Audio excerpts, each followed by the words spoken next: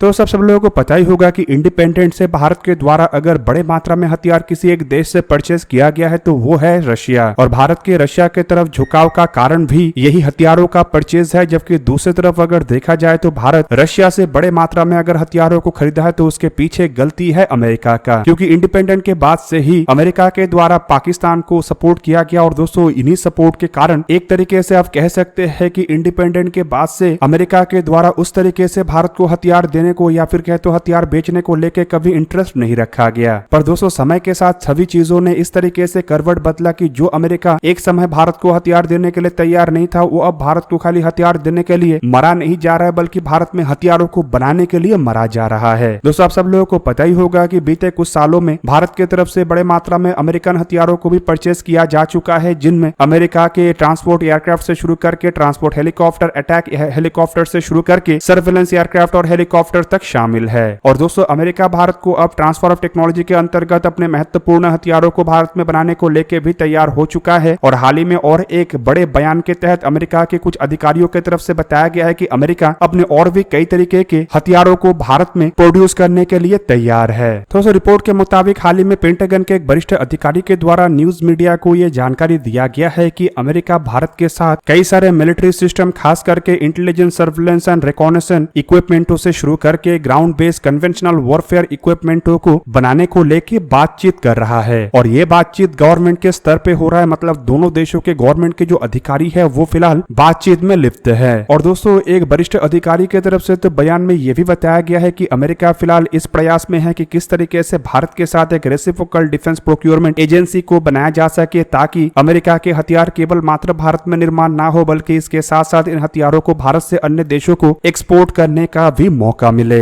Even दोस्तों वरिष्ठ अधिकारी की तरफ से यह भी बताया गया है कि फिलहाल गवर्नमेंट के स्तर में दोनों देशों के बीच में फाइनेंशियल और सिक्योरिटी सप्लाई को लेके एक एग्रीमेंट किया जाना है, जिसके बाद ऐसे अमेरिकी कंपनी जो हथियारों का निर्माण करता है वो आसानी से अपने जरूरतों को भारत से पूरा कर सकेगा। मतलब बेसिकली दोस्तों रिपोर्टों के मुताबिक दावा किया जा रहा है कि अमेरिका एक ऐसे प्रोसेस के अंतर्गत काम कर रहा है जिसके बाद की अमेरिकी कंपनियों को भारत में हथियारों को निर्माण करने में या फिर कहे तो भारत से हथियारों को निर्माण करा के अपने देश तक इंपोर्ट करने में आसानी हो। दोस्तों पेंटागन के इस वरिष्ठ अधिकारी की तरफ से यह भी बताया गया है कि किस तरीके से भारत अब अमेरिका के लिए एक महत्वपूर्ण साथी है और किस तरीके से अमेरिका भारत को अब एक उभरता हुआ ताकत के रूप में देख रहा है। दूसरी तरफ दोस्तों आप लोगों को यह भी जान के रखना चाहिए कि बीते कुछ सालों में अमेरिका के कई सारे महत्वपूर्ण कंपनी के महत्वपूर्ण हथियारों के पार्ट्स भारत में बनाना शुरू किया गया है। और दोस्तों अब बड़े मात्रा में इन पार्ट्स को भारत में निर्माण किया जाता है और अमेरिका सालाना कई बिलियन डॉलर के ऐसे पार्ट्स भारत में निर्माण करके अपने देश में इंपोर्ट करता है और फिर इसे असेंबल करके अन्य देशों को एक्सपोर्ट भी करता है, जिनमें अमेरिकी कंपनी लॉकहीड मार्टिन से शुरू करके बोइंग, इवन रेथियन जैसे कंपनी के हथियार भी शामिल है। और दोस्तों आप लोगों को यह भी जान के रखना चाहिए कि अपाचे, चिनूक, C-130J जैसे एयरक्राफ्टों के पार्ट्स तो लंबे समय से भारत में बन रहा है। अब दोस्तों कुछ एक्सपर्टों का मानना है कि अमेरिका असल में भारत के साथ इस तरीके के जो बातचीत में लिप्त है इसके पीछे अमेरिका का ही फायदा है। और दोस्तों ये एक तरफा फायदा नहीं बल्कि दो तरफा फायदा है। बेसिकली अमेरिका भारत में हथियारों को निर्माण इसीलिए करना चाहता है ताकि इन हथियारों को भारत के मार्केट में भी उतारा जा सके और भारत भी इन हथियारों को परचेज करे। दूसरी तरफ दोस्तों अमेरिका को यह भी पता है कि अगर मेक इन इंडिया इनिशिएटिव के अंतर्गत हथियारों का निर्माण नहीं किया जाता है और भारत में हथियार प्रोड्यूस नहीं होता है तो भारत किसी भी तरीके से अमेरिकन हथियारों को लेकर इंटरेस्ट नहीं दिखाएगा। और पिछले कई सारे टेंडरों में अमेरिका की तरफ से पार्टिसिपेट तो किया गया है, लेकिन ये ज्यादातर टेंडर अन्य देशों को इसीलिए मिल गया क्योंकि अमेरिका अपने नियमों के चलते भारत के साथ मेक इन इंडिया इनिशिएटिव और ट्रांसफर ऑफ टेक्नोलॉजी में काम नहीं कर सका।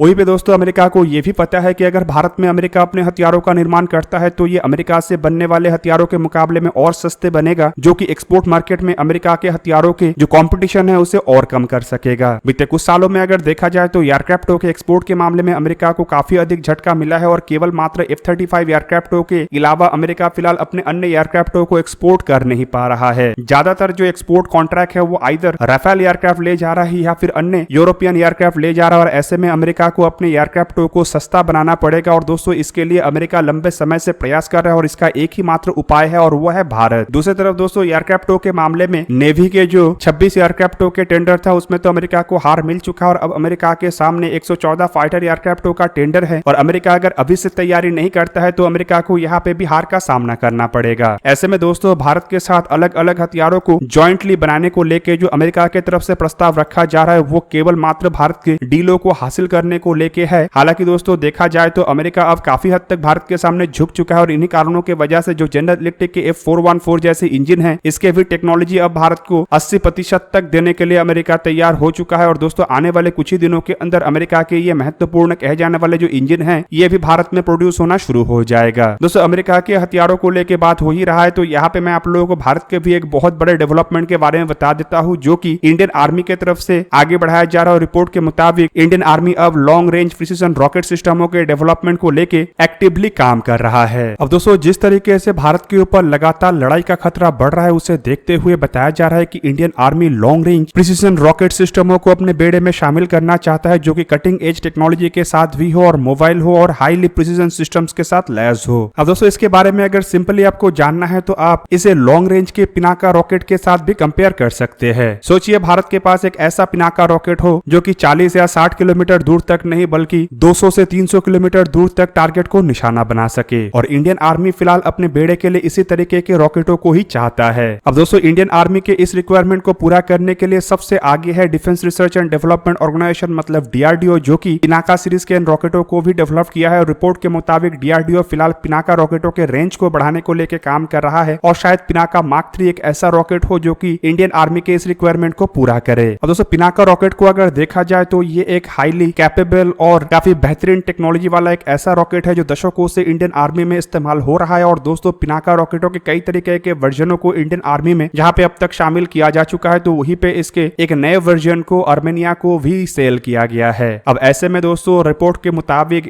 DRDO फिलहाल पिनाका रॉकेट के 300 किलोमीटर रेंज वाले वेरिएंटों को डेवलप करने में लगा हुआ है जो कि और भी हाईटेक होगा। मतलब इसमें कई तरीके के और भी नेविगेशन और कंट्रोल सिस्टम्स को लगाया जाएगा जो कि टारगेट को 300 किलोमीटर दूर से भी पिन पॉइंट एक्यूरेसी के साथ हिट कर सकेगा और अलग अलग वॉरहेड के साथ इसे बनाया जाएगा ताकि अलग अलग टारगेटों को न्यूट्रलाइज किया जा सके। हालांकि दोस्तों खाली DRDO की तरफ से ही इस मामले में काम नहीं किया जा रहा है बल्कि भारत के कई सारे प्राइवेट सेक्टर कंपनी भी ऐसे है जो कि लॉन्ग रेंज के ऐसे रॉकेट आर्टिलरियों का डेवलपमेंट कर रहा है। और रिपोर्ट के मुताबिक भारत के एक प्राइवेट कंपनी की तरफ से 2 अलग अलग लॉन्ग रेंज के रॉकेटों के ऊपर काम किया जा रहा है जो कि 150 किलोमीटर और 300 किलोमीटर रेंज तक टारगेटों को निशाना बना सकेगा। हालांकि दोस्तों जिस तरीके से पिनाका रॉकेटों का सक्सेस रेट है और जिस तरीके से पिनाका रॉकेट लंबे समय से इंडियन आर्मी के जरूरतों को पूरा कर रहा है उसे देखते हुए तो यही लग रहा है कि भारत के जो पिनाका मार्क 3 रॉकेट होगा यही भारत के जरूरतों को सबसे बेहतरीन ढंग से पूरा कर सकेगा। और वहीं पे आप लोगों के जानकारी के लिए ये भी बता दूं कि पिनाका जैसे रॉकेट जो है वो काफी कॉस्ट एफिशिएंट सिस्टम है, मतलब काफी सस्ते में बनता है और काफी बेहतरीन तरीके से टारगेटों को निशाना बना सकता है। और इसी कारण की वजह से इंडियन आर्मी भी बड़े मात्रा में इस तरीके के रॉकेटों को चाहता है। फिलहाल इंडियन आर्मी के बेड़े में इस्तेमाल होने वाले अलग अलग पिनाका रॉकेटों को देखा जाए तो इनमें सबसे पहला है पिनाका मार्क 1 जो कि 37.5 किलोमीटर दूर तक टारगेटों को निशाना बना सकता है। दूसरा रॉकेट है पिनाका मार्क 1 एनहांस जो कि 45 किलोमीटर दूर तक टारगेट को निशाना बना सकता है। तीसरा है पिनाका मार्क 2 जो कि 60 किलोमीटर रेंज का है। चौथा है गाइडेड पिनाका जो कि 75 किलोमीटर दूर तक टारगेट को निशाना बना सकता है। हालांकि इसके एक 122 मिलीमीटर के वेरिएंट भी है जो कि 40 किलोमीटर दूर तक टारगेट को निशाना बनाने में सक्षम है और फिलहाल टेस्टिंग फेज में है। तो वहीं पे पिनाका मार्क 2 ER के ऊपर भी काम किया जा रहा है जो कि 90 किलोमीटर दूर तक टारगेट को निशाना बना सकेगा। और दोस्तों ये फिलहाल अंडर टेस्टिंग है और पिनाका मार्क 3 को अंडर डेवलपमेंट रखा गया है। और वहीं पे दोस्तों इंडियन आर्मी के बेड़े में इस्तेमाल होने वाले पिनाका रॉकेटों को अगर देखा जाए तो रिपोर्ट के मुताबिक फिलहाल 10 रेजिमेंट के पिनाका मार्क 1 सर्विस में है और हर एक रेजिमेंट में करीबन 18 लॉन्चर मतलब टोटल 180 लॉन्चर इंडियन आर्मी में सर्व कर रहा है। तो वहीं पे टोटल 22 ऐसे रेजिमेंट के पिनाका मार्क 1 और मार्क 2 के अलग अलग वेरिएंटों को शामिल किया जाना है। मतलब टोटल आने वाले समय में भारत के पास करीबन 400 के आसपास पिनाका लॉन्चर्स होगा। दोस्तों आप लोगों को क्या लगता है कि अमेरिका अचानक से भारत के साथ अपने हथियारों के निर्माण को लेकर इतना उत्सुक क्यों पड़ा हुआ है? कमेंट करके अपने राय अवश्य दीजिए और किस तरीके से पिनाका मार्क 3 जैसे रॉकेट भारत को और ताकतवर बना सकता है अपने राय में जरूर बताइएगा। दोस्तों आज के इस वीडियो को यही पे ही करते समाप्त। किसी और एक दिन किसी और एक वीडियो में मिलेंगे, तब तक के लिए जय हिंद, वंदे मातरम।